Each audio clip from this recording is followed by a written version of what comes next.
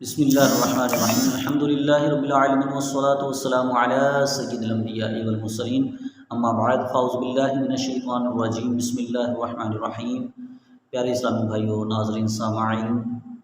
آج کے اس video clip میں انشاءاللہ ہم غسل کا پریکٹیکل مکمل طریقہ سیکھیں گے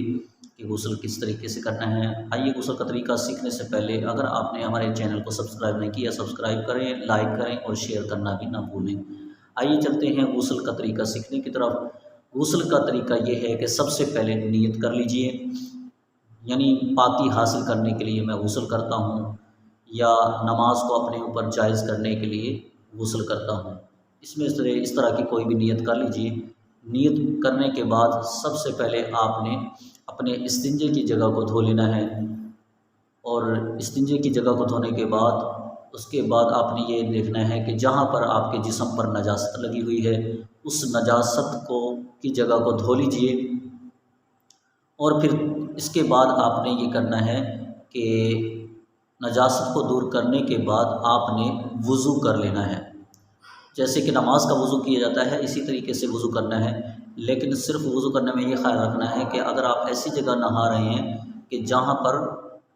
پانی ٹھہر جاتا ہے تو وہاں پر پورا وضو کر لیجئے، لیکن پاؤں نہ دھوئیں آخر میں۔ پھر یہ ہے کہ آپ داہنے موڈے پر پانی ڈالیں اور پھر بائیں موڈے پر پانی ڈالیں،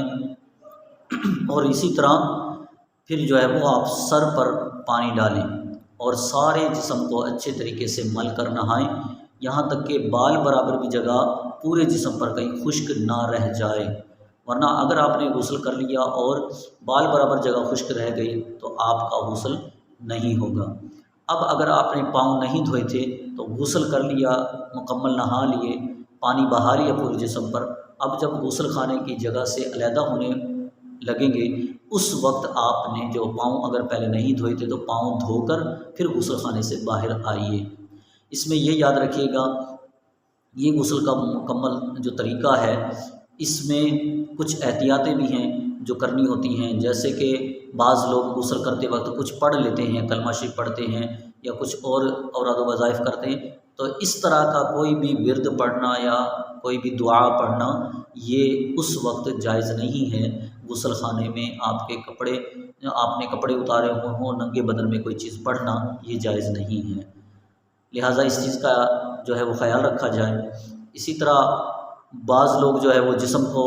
کہتے ہیں کہ پاک نہیں ہوگا جب تک کلمہ شریف نہیں پڑھیں گے، تو حالانکہ پانی خود پاک کرنے والا ہے تو اس میں کلمہ پڑھنے کی حاجت نہیں ہے۔